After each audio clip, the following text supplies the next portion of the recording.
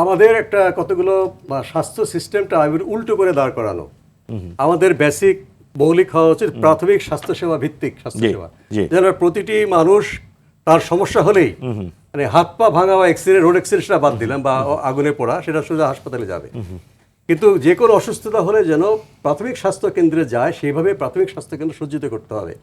সরকার একটা খুব ভালো সিদ্ধান্ত নিয়েছে যে ঢাকা শহরে যতগুলো প্রাইমারি হেলথ কেয়ারের ইউনিট, এটা খুব আংশিক কতগুলো স্থাপনা আছে, সেগুলো স্থানীয় সরকার মন্ত্রণালয়ের কাছে সেটা স্বাস্থ্য মন্ত্রণালয়কে দিচ্ছে। শহরে কিন্তু প্রাথমিক স্বাস্থ্যকেন্দ্র নেই, গ্রামে কমিউনিটি ক্লিনিক নামে আছে, এগুলো তো প্রয়োজনের তুলনায় খুবই কম। মানে এটাকে অর্থাৎ সেগুলোকে এমনভাবে সজ্জিত করতে হবে মানুষ এবং লজিস্টিক্স দিয়ে, মানুষ সেখানে প্রথমে যাবে, হাম হোক আর ডেঙ্গি হোক, তখন সেখান থেকে তার চিকিৎসা শুরু হয়। বা ডায়াবেটিস যদি হয়, সে সেখানে গিয়ে রক্ত পরীক্ষা করে দেখবে তার সুগার আছে। এই প্রাথমিক স্বাস্থ্যসেবা যে ব্যাপক বিস্তৃতভাবে আমাদের করতে হবে সবচেয়ে গুরুত্ব দিয়ে। যিনি আজকে মাননীয় প্রধানমন্ত্রী নির্বাচনের আগে আমার সাথে অন্য এক ফোরামে তার সাথে কথা হয়েছিল, আরও অনেকে ছিলেন, তিনি বলেন দেখেন একটা বিশাল ঝাঁ চকচক হাসপাতালে বড় প্রজেক্ট যদি নেই, মানুষ মনে করতে পারে বিরাট একটা হাসপাতাল করবো, ওইটা শেষ করতে করতে আমাদের সরকারের মেয়াদ শেষ হয়ে যাবে। আর যদি প্রাথমিক স্বাস্থ্য কেন্দ্রগুলো আমরা করে ফেলি, এটা 2-3 বছরই সমাপ্ত হয়ে যাবে এবং আর্থিক বিনিয়োগও কম। হ্যাঁ, এবং আমরা 1 লক্ষ স্বাস্থ্যকর্মী নিব। আমি খুবই তাকে প্রশংসা করছি যে আপনি তো আমাদের স্বাস্থ্য ব্যবস্থার গোড়াটাই ধরতে পেরেছেন, যে ওখান থেকে শুরু হবে প্রাথমিক স্বাস্থ্য ব্যবস্থা, তার উপর হবে সেকেন্ডারি স্বাস্থ্য ব্যবস্থা, যেখানে বড় বড় অপারেশন প্রয়োজন নেই, সেখানে হাসপাতালে বেড থাকবে, কিন্তু মেইনলি হচ্ছে পর্যবেক্ষণ করা, তার উপরের পর্যায়ে হবে স্পেশালাইজ হাসপাতাল।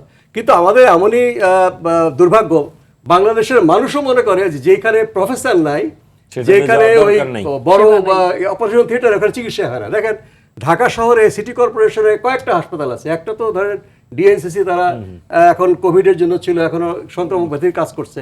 আর কোনো হাসপাতালে গত বছর ডেঙ্গুর কোনো রোগী যায় নাই। কেন যায়নি? ওখানে তো অপারেশন থিয়েটার নাই। ডেঙ্গুর সাথে অপারেশন থিয়েটারের কি সম্পর্ক? এই প্রচারটা আমাদের দরকার। সেই প্রচারণার জায়গাও তো আপনার বন্ধ। বিদেশি টাকায় হতো, সেটা এখন বাংলাদেশের টাকায় করতে হবে।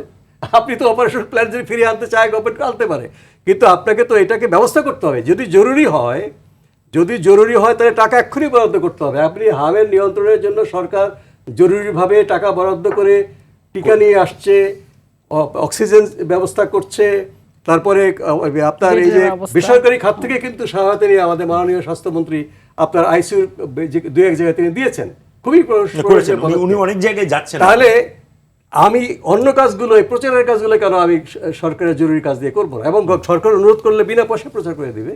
অনেক বিজ্ঞাপনী এজেন্সি আছে যারা পরে বিল পাবে, আপাতত কাজ করে দিবে, তারা ভিডিও কন্টেন্ট তৈরি করতে পারে, কন্টেন্ট তৈরি করতে পারে। এটা হচ্ছে আপনি গুরুত্ব দিচ্ছেন কোথায়? গুরুত্বটা যদি আপনি প্রাথমিক স্বাস্থ্যসেবা ভিত্তিক স্বাস্থ্যসেবা কাঠামো গড়ে তুলতে না পারেন, পিরামিডের সবচেয়ে নিচে থাকবে প্রাথমিক স্বাস্থ্যসেবা, জনগণের নজরের ওদিকে নাই, জনগণের নজর উল্টো দিকে নাই বলি স্বাস্থ্যসেবাটা আমাদের উল্টো পিরামিড অবস্থায় রয়ে গেছে। এইভাবে যদি আমরা পুনর্গঠন করি, আমাদের এই ম্যান পাওয়ার, এই লজিস্টিক্স এবং এই অর্থ দিয়েই আমরা স্বাস্থ্য ব্যবস্থাকে পুনর্গঠন করতে পারি। শুধু উল্টো করে আমাদেরকে ঠিকভাবে বসাতে হবে।